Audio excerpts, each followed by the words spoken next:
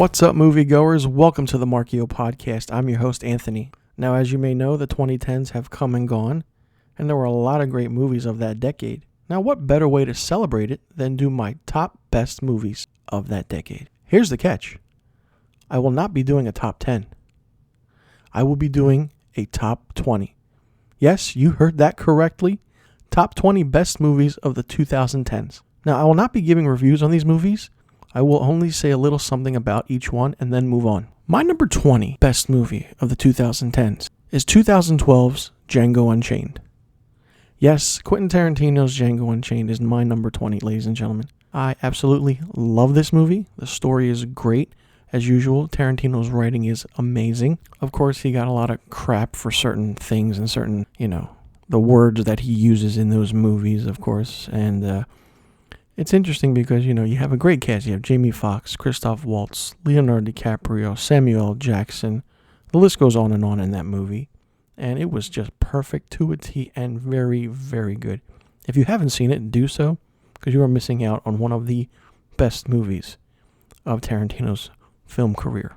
My number 19 best movie of the 2010s is 2010's The Fighter, starring Mark Wahlberg and Christian Bale. If you want to talk about a great boxing movie, this is it. It's more so a sports drama movie. It's very underrated. And I would have to say that this has one of the best acting performances I've ever seen. Christian Bale does a great job as the half-brother to Mark Wahlberg's character. And Melissa Leo is just tremendous. And Melissa Leo won an Oscar for her role in this movie, as did Christian Bale. Now, you might think to yourself that Mark Wahlberg is the main character in this. He's not, in my opinion. Christian Bale is. And it really shows in this movie what range Christian Bale had. And he finally got that Oscar he deservingly wanted, or should I say needed, and to, solidify his career. And he did that. So if you haven't seen this movie, and I'm pretty sure not many have, check this movie out. It's why it's number 19 on my list of the top best movies of 2010. My number 18 best movie of the 2010s is 2019's Parasite from Bong Joon-ho. Listen, I can't stress enough how amazing this movie is. It's one of the most eccentric, brilliant films I've ever seen in a long time. And, I've talked about it in my top 10 best of 2019 episode. And it just goes to show how much diverse filmmaking is, and it's so good and so well done. It's just amazing. Bong Joon-ho captures drama, captures comedy, puts it all together, and what do you get? You get Parasite. So number 18 of my best movies of the 2010s is Parasite. My number 17 best movie of the 2010s is 2011's Moneyball, starring Brad Pitt, Jonah Hill, and Philip Seymour Hoffman. The movie tells the story of Billy Beane, who is the general manager of the Oakland A's, and how he turns the team around in one season. But I have to say that Brad Pitt was actually really good in this role. It's a slow build of tension of how the sports world works, especially baseball and a certain baseball team in the Oakland Athletics. Of course, the movie was good based on story-wise and dialogue because it was written by Steve Zalian and Aaron Sorkin, two of the most underrated screenwriters in Hollywood right now and of our time. They don't get the praise that they need, and if you want to watch a movie based on dialogue in a sports movie, check out Moneyball and you'll see why I rave about it. So Moneyball is my number 17 top best movie of the 2010s. My number 16 best movie of the 2010s is 2013's Gravity. Yes, the Sandra Bullock, George Clooney space drama movie directed by Alfonso Cuarón. This is the movie to see, ladies and gentlemen. When it came out, I saw it in IMAX, and it was a great idea that I did, because seeing space in IMAX, you get the whole picture, you get the whole feel. There's a lot of tension. There's a lot of anticipation. There's a lot of excitement when you watch a movie like this in IMAX, especially when it takes place in space. Every scene is so subtle. It's quiet. It's perfect. And Sandra Bullock gave a tremendous performance in this movie, as did George Clooney, even though he has maybe a total of about half an hour of screen time. And there is a twist ending, of course, and it's really done really well. And, the CGI of space and the aspect of how things are done and the focus of depth of field is really, really good. And it's just a phenomenal movie. If you haven't seen it, do so. So my number 16 best movie of the 2010s is Gravity. My number 15 best movie of the 2010s is 2019's 1917, directed by Sam Mendes. This movie is so well directed. The cinematography by Roger Deakins is incredibly amazing. The movie is filmed as if it was done in one take. Of course, there are some edits in certain parts, and you have to really pay close attention to where those edits are. But if you can spot it, great. If you can't, don't worry about it, because this movie is supposed to be one set take. The landscape of this movie, the grand scale of this movie is really well done, and Sam Mendes is a tremendous director. There's never been a World War I movie ever, in my idea, that I know of, because all these movies that we know of are all based on Vietnam or World War II. And Sam Mendes doing something about World War I really changes the dynamic of things, and I'm hoping that other directors and writers actually pick up on this, and actually we get more World War I movies. I can't praise this movie enough. It's just seeing it, and if you don't want to go for the story, go for the filmmaking. You will love it.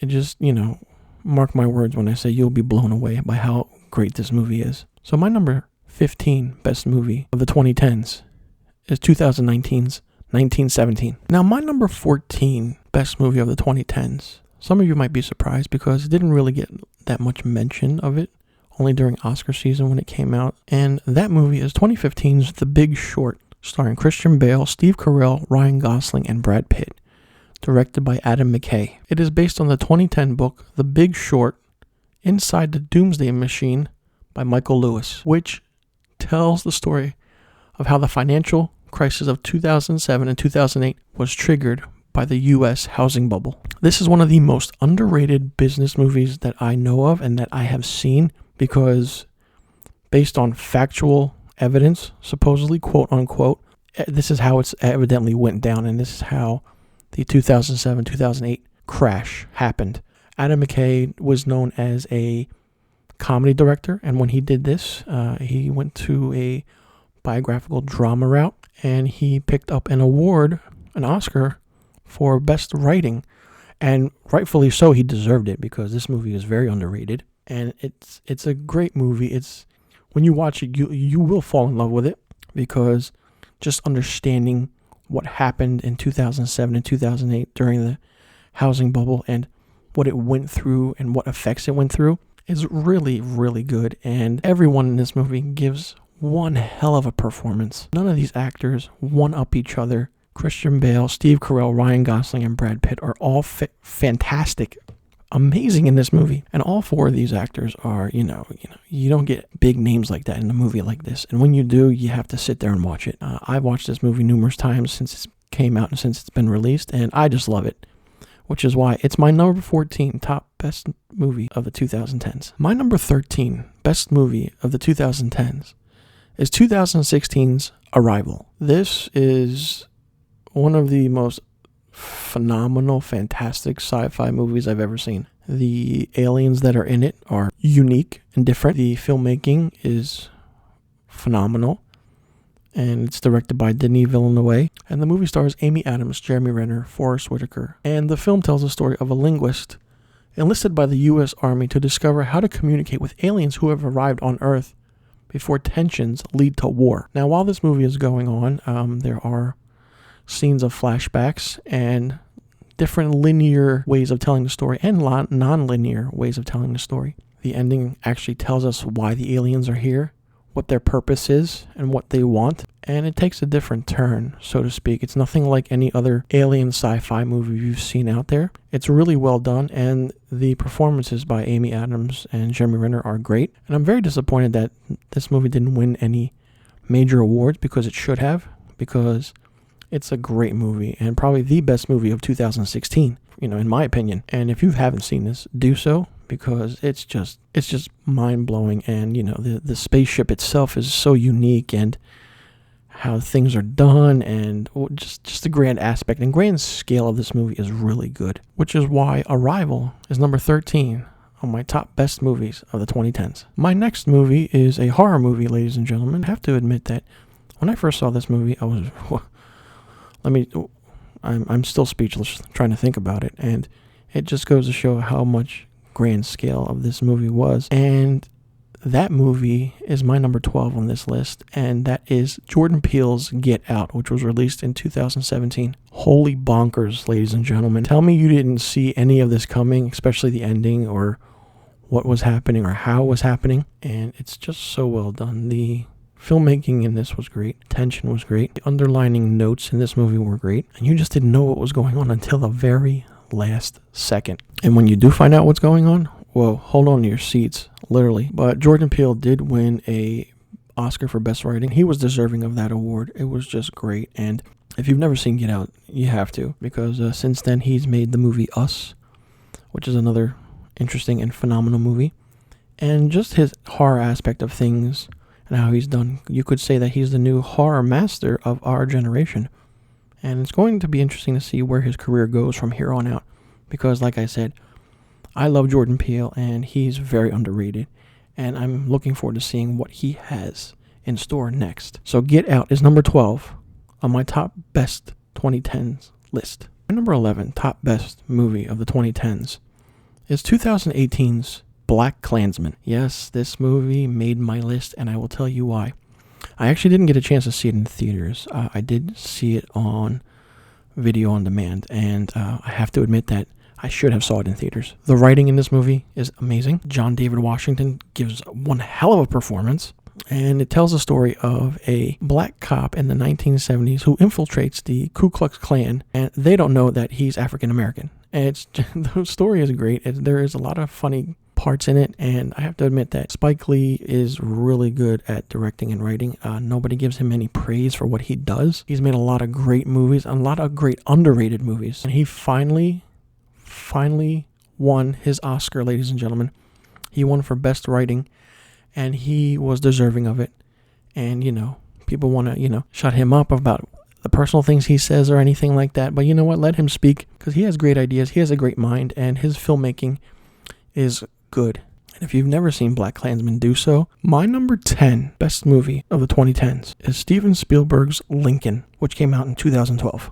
A biographical drama war film based on our 16th president, Abraham Lincoln, ladies and gentlemen. But Lincoln left a mark. It left a truly understanding of what kind of a person Lincoln was and what kind of a man he was. And the portrayal Daniel Day-Lewis did was great. Of course, there is no recorded sound back in the day when Lincoln was around, and we don't know how he sounded. But to our, knowledge, what Daniel Day-Lewis did was great. In the posters, the makeup, he looked like him. He had his mannerisms. And by God, he was just, scary how a mirror image of it he was. And the directing by Steven Spielberg was great. I do admit that the movie was very long. There are parts where you could cut out and maybe actually make it work. And other than that, it's a great movie. And the ending was good. And I have a few issues with the ending, but I'll leave it to you, the viewer, to see it if you haven't. I won't go into detail why. And if you can get past the running time and you can sit down and watch this movie, do so. Because I know a few friends who haven't seen this movie, and they should, and they need to, because if they're a fan of Steven Spielberg like I am, they will really like this movie a lot. So my number 10 best movie of the 2010s is 2012's Lincoln. My number 9 best movie of the 2010s is 2012's Skyfall. A James Bond movie made the list. Surprising, I know. And Skyfall was just one of the best stories of James Bond that I've ever seen and watched. Daniel Craig did a great job in this. Javier Bardem as Raul Silva was great. One of maybe the most scariest villains in Bond history. It blows you away. The action was great, and sometimes the story in James Bond movies overtakes everything. But this movie balanced it out. There was enough story, there was enough action, and it was just really good. And Dame Judi Dench was even better. And if you haven't seen this movie, I won't give the ending away, but the ending is so good. And we actually find out what Skyfall is in the movie. And it's a good callback to everything and what James Bond is and James Bond was and who he is and where he came from. Sam Mendes. Can we just give a round of applause to Sam Mendes? Because he's a very underrated director. And when he directed a James Bond movie, it was very exciting to see because he captured the essence of what a James Bond movie is and what a James Bond movie should be. So my number 9 top best movie of the 2010s is 2012's Skyfall. My number 8 top best movie of the 2010s is 2017's The Shape of Water, directed by Guillermo del Toro. For me, this is Guillermo del Toro's calling card and callback to the horror movies of the 1940s and 50s, especially The Creature from the Black Lagoon. And this movie is just exquisite. It's really, really well done. And there are some parts that are, iffy, some parts that are unnerving, unsettling, and some parts that just make you, cringe or make you look away like, oh, okay, that was in the movie. Okay, let's keep going with it. Octavia Spencer's great, and the villain played by Michael Shannon is really scary and really nerve-wrackingly annoying, so to speak, in this movie. But he does the part so well. And Sally Hawkins is great in this role. She plays a mute who doesn't speak, and she literally falls in love with a humanoid amphibian, ladies and gentlemen. It's really well done, and even Richard Jenkins in this movie is great. It's a movie where it's a romantic movie.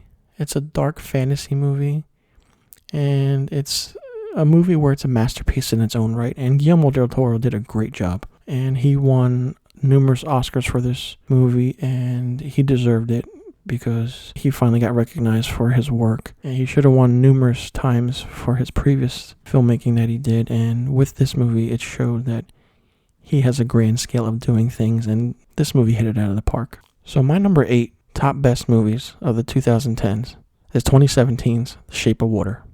My number 7 best movie of the 2010s is 2016's Moonlight, directed by Barry Jenkins and starring Mahershala Ali and Naomi Harris. This is an incredible movie because it literally tells the story about one character and the 3 different stages of his life, when he's in his youth, his adolescence, and his early adult life.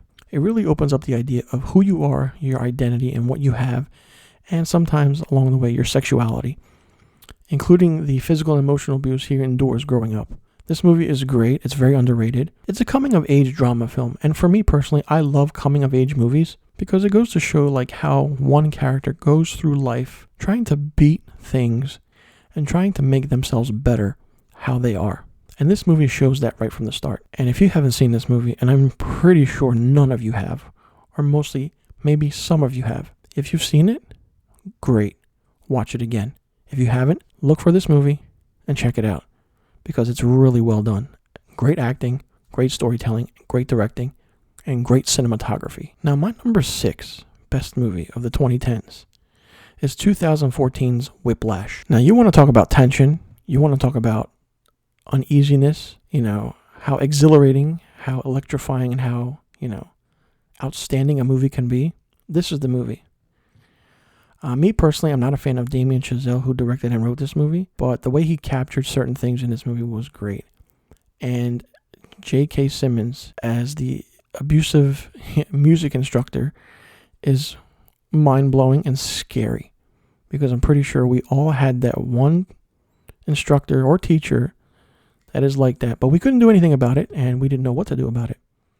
And even Miles Teller as the student is really good. This movie just keeps going and going and going, and it doesn't stop at all. And it's it's scary because the feeling of uneasiness is done in a way where it's not done through horror, it's done through drama, it's done through emotion, it's done through different feelings and aspects of how this movie is and how this movie was done. J.K. Simmons probably gave the best performance of any actor over the past 30 years with his role in Whiplash. And deservingly so, he won a Best Supporting Actor Oscar for his role. If you've never seen this movie, do so because you will love it. And if you have anxiety, I will warn you that it's not for you, because there's so much anxious moments, so much tension, and so much high praise drama that you'll literally be going, holy shit, what is going on in this movie? You'll be blown away right until the last frame. And that's why Whiplash is number 6 on my top movies of the 2010s. My number 5 best movie of the 2010s is 2010's Black Swan, directed by Darren Aronofsky, starring Natalie Portman, Vincent Cassel, and Mila Kunis. Wow, ladies and gentlemen, I'm going to just say holy shit right from the start. Because when you go into this movie not knowing what's going on, you will be scared shitless. It's a psychological horror film that hasn't been done in any form at all. Natalie Portman gives a great performance, and she won an Oscar for her role. And Darren Aronofsky directed a fantastic movie. And if you want to watch a movie where it's psychological horror, but it's not really an actually horror movie, this is the movie for you. It just goes into the depths of your mental mind and how things should be and what they are. It's scary at times, and there are certain scenes in this movie that make you go, what just happened? What is going on? You literally have to backtrack and think to yourself, all right, I have to watch that scene again because did I miss something? Just watch this movie for what it is. If you go into it without knowing nothing, you will come out going, wow, that was a great movie. But if you read about this movie and then go in watching it, you've spoiled it for yourself because you can't do that. You can't do that with a movie like this. A psychological horror film like this, which is different and mind-blowing, is fantastic. I can't say anything wrong about this movie. And, you want to be, scared. It's not a horror scare. It's a psychological scare. You don't know what's happening. You don't know what's real. And you don't know if you, the viewer, are going insane or the character is. Because you will be taken aback how great this movie is. Which is why Black Swan is my number 5 top best movies of the 2010s. My number 4 best movie of the 2010s is 2011's The Artist. It stars Jean Dujardin and Bernice Bejo.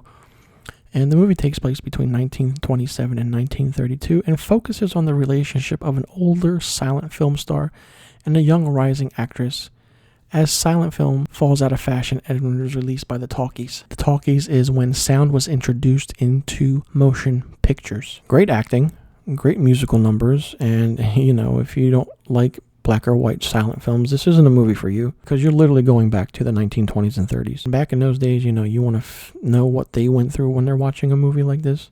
Check out The Artist because it's really good and it's really well done. The movie is not that long. It's close to a running time of 90 to 100 minutes, and it's the ending is great because the ending really, really acts on how actors or actresses back in the day during the 1920s and 30s felt when sound was introduced into their lives, and it changed everything. It changed tremendous aspects of things, and this movie just goes to show what happens and what was happening during that time. And if you haven't seen it, and I know many of you have not, do so because you will really fall in love with this movie of how exciting and how much flair it has and how great the chemistry is between the two actors, and the directing is great as well. If you really want to watch a movie where you fall in love and, you want to know what the 20s and 30s were like, check this movie out. My number 3 best movie of the 2010s is 2014's Birdman, directed by Alejandro G. Inarritu and starring Michael Keaton, Edward Norton, Emma Stone, Naomi Watts, and Zach Galifianakis. This is a great movie, and I have to admit that the cinematography is great because Emmanuel Lubezki did a phenomenal job. And anytime Inarritu or Lubezki get together, it's going to be a home run. And this movie was that home run. The acting by Michael Keaton is great. Edward Norton does a great job in this role as well. And the movie was shot in a way where it was one take. Everything was one take. But you can tell where the edits are. You're so engulfed in the story that you have no idea what's going on. Now, the movie is known as Birdman. It's also titled as Birdman or The Unexpected Virtue of Ignorance. Of course, when you're watching this movie, you can't help but think Michael Keaton is playing another bird character. Like Birdman, Batman, he was Vulture in Spider-Man Homecoming. It's like a running gag for him in Hollywood. But here's the funny thing. When he takes these roles, he actually makes it good. He knows what he's doing because he's a great actor. And listen, I'll say this outright. Michael Keaton got robbed, ladies and gentlemen. He should have won the Best Actor award for this movie because he was that damn good in this movie. His time was in 2014 when he was in Birdman. I mean, the movie is great and the ending is shocking at times and you don't know what to expect. Inarritu did a fantastic job with writing. And it's really such a cinematic experience when you see this movie, because it's very underrated. And it was one of those movies where it was a independent film, so to speak, where it didn't get much praise on its release, but when people did go see it, people loved it. People enjoyed it. And just captured the essence of what movie making is and how things are done in the industry. And Inarritu and Lubezki and Michael Keaton all coming together doing this movie, phenomenal. Now, my number 2 best movie of the 2010s is 2010's The King's Speech. The King's Speech is a very underrated movie, and in my opinion, has one of the best performances by an actor in Colin Firth as he plays King George VI, who has to cope with a stammer that he has, and his speech and language therapist, played by Jeffrey Rush, who is Lionel Logue, is really well done. And over time, the men become friends and they work together, and the new king relies on Logue to help him make his first wartime radio broadcast on Britain's declaration of war on Germany in 1939. The movie is phenomenal. It's phenomenally shot. Tom Hooper did a great job directing, and Danny Cohen as the cinematography and did amazing. This movie is not boring. It's not slow. It has a great story behind it, and it's very underrated, and Colin Firth did a fantastic job in this movie. There's a scene where Jeffrey Rush's character upsets Colin Firth's character, and just the back and forth banter between the two, you see one character being calm, one character being, not calm, is just tremendous, and it captures everything. The way the movie was done was underrated. It doesn't give enough credit than it should be, and if you haven't seen it, do so, because it came out right when the 2010s started, and, this movie is going to age very well. Not many people, like I said, know what this movie is, and it has 2 great actors and a great supporting cast that, who's very recognizable in this movie, which is why my number 2 top best movie of the 2010s is The King's Speech. Now, you might be asking yourself, what is my number 1 movie of the 2010s? I mean, all these movies that I stated and talked about could have been number 1, because my number 1 movie actually came out at the start of the decade in 2010. And that movie is Christopher Nolan's Inception. Yes, ladies and gentlemen, Inception is my top best movie of the 2010s, and you know why. This movie is one of the most phenomenal, mind-blowing, craziest movies you could ever watch or ever get the experience of watching. What Christopher Nolan did with this movie was on a grand scale, and the way he told the story and the way he tells the story, ladies and gentlemen, is just, oh my God, it's literally and figuratively mind-blowing. Leonardo DiCaprio, Tom Hardy, Joseph Gordon-Levitt, Ken Watanabe, Marion Cotillard. I can go on and on. It's just wow. It's the action's great, and the action, takes place in different parts of the mind, and certain scenes in this movie just blow you away. And it's good to see that Christopher Nolan got together a cast where each one works well with each other. No one actor overdoes it over the other. Everything is perfectly set, and the movie is like a song and dance number. You do go to one scene and then you slowly slide into another, with the story really, capturing you. And sometimes, you would have to see this movie 2 or 3 times to really understand what the hell is going on, because the mind of Christopher Nolan is just mind-boggling. And with this movie, it shows. I can't say enough. I can't say anything bad about Inception, because it's one of the best movies of the 2010s, and it's really, really good. And it's probably Christopher Nolan's best movie, maybe, that he's done. Granted, he's done other great underrated movies, but for me, Inception is one of his masterpieces, which is why my number 1 best movie of the 2010s is Inception. Now, I will also recap what my top 20 best movies of the 2010s were. Number 20 is 2012's Django Unchained. Number 19 is 2010's The Fighter. Number 18 is 2019's Parasite. Number 17 is 2011's Moneyball. Number 16 is 2013's Gravity. Number 15 is 2019's 1917. Number 14 is 2015's The Big Short. Number 13 is 2016's Arrival. Number 12 is 2017's Get Out. Number 11 is 2018's Black Klansmen. Number 10 is 2012's Lincoln. Number 9 is 2012's Skyfall. Number 8, 2017's The Shape of Water. Number 7, 2016's Moonlight. Number 6, 2014's Whiplash. Number 5, 2010's Black Swan. Number 4, 2011's The Artist. Number 3, 2014's Birdman. Number 2, 2010's The King's Speech. And number 1, 2010's Inception. So now that I have my best movies of the 2010s, what are your best movies of the 2010s? I'm very curious to see your answers. Now remember, if you want to see more episodes, like, comment, and subscribe. Click that notification bell to be sure to tune into when the next episode is dropping of the Marchio podcast. And ladies and gentlemen, that does it for today's episode. I'm your host, Anthony, and you've been listening to the Marchio podcast.